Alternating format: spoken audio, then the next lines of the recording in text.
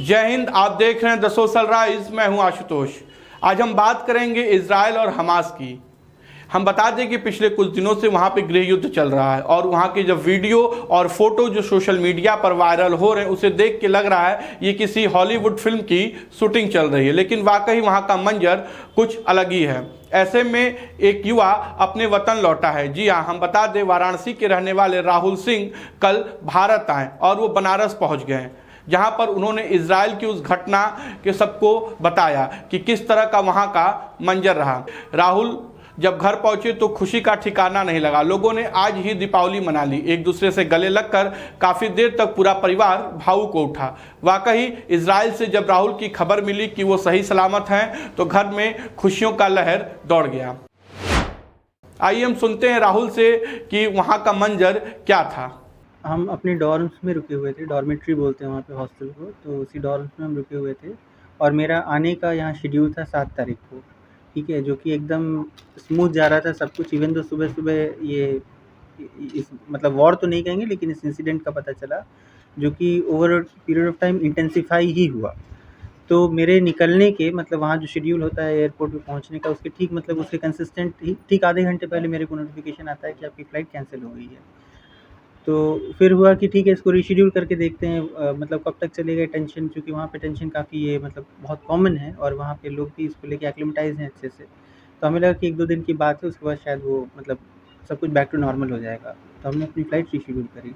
जिस दिन रीशेड्यूल किया फिर मेरे को नोटिफ़िकेशन आया कि कैंसल हो चुकी है और इंटेंसिटी भी काफ़ी हद तक बढ़ चुकी थी।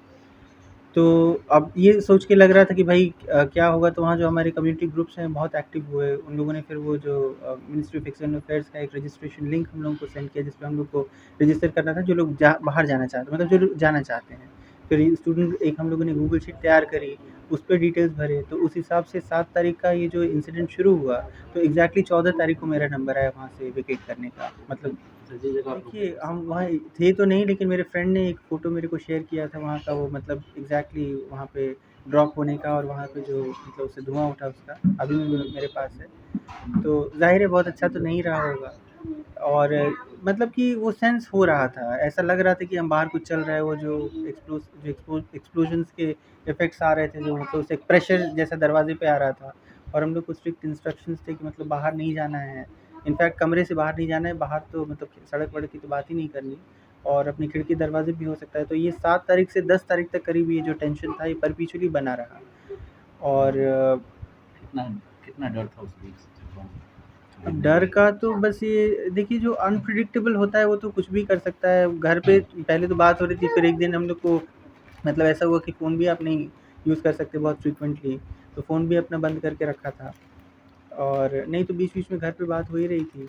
और मेरा था कि बस जैसे भी करके सिचुएशन से इंसान बाहर निकल जाए। तो अगर शायद ये ऑपरेशन अगर नहीं होता, इतना सक्सेसफुल नहीं होता, इतना प्रॉपर्ली एग्ज़ीक्यूटेड नहीं होता, तो शायद हम लोग अभी तक नहीं आ पाते। अभी भी हैं लोग, आ रहे हैं, बहुत खुशी-खुशी आ रहे हैं। तो हम लोग को सुबह कैबिनेट मिनिस्टर श्री वीके सिंह जी उन्होंने ही रिसीव किया था और काफ़ी सैटिस्फाइड थे और फिर उसके बाद तो दिल्ली से इंसान ट्रेन से आएगा।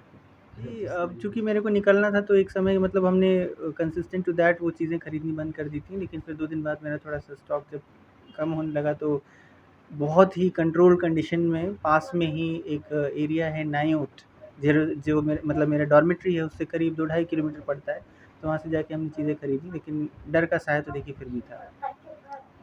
जो और डर था उस डर में कभी आपने खाना ना खाया हो, कुछ ऐसी बातें हुई? खाना नहीं, मतलब 7 तारीख को तो थोड़ा-सा हुआ था, लेकिन फिर हम लोग आपस जो मेरे फ्रेंड्स थे अभी वहाँ पे, वो लोग ग्रुप में हम लोगों ने खाना उस दिन बनाया था। बल्कि एक मेरा फ्रेंड जिसका जो रूम है वो एग्ज़ैक्टली बहुत बैक साइड में पड़ता है, वो एक दूसरे के रूम में रात भर रुका था, किसी क्या है उसको ओवरकम करने के लिए।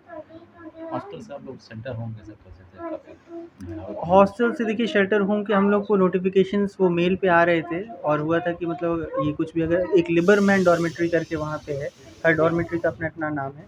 तो लिबरमैन डॉर्मेट्री में वहाँ पे शेल्टर होम था। तो अगर सिचुएशन बहुत आउट ऑफ कंट्रोल होती है या ऐसा कुछ वहाँ पे सायरन दोबारा सुनाई देता है तो हम लोग को मतलब इंस्ट्रक्शंस थे कि आप वहाँ पे जाके रह सकते हैं। ऐसी खबरों के लिए देखते रहिए द सोशल राइज।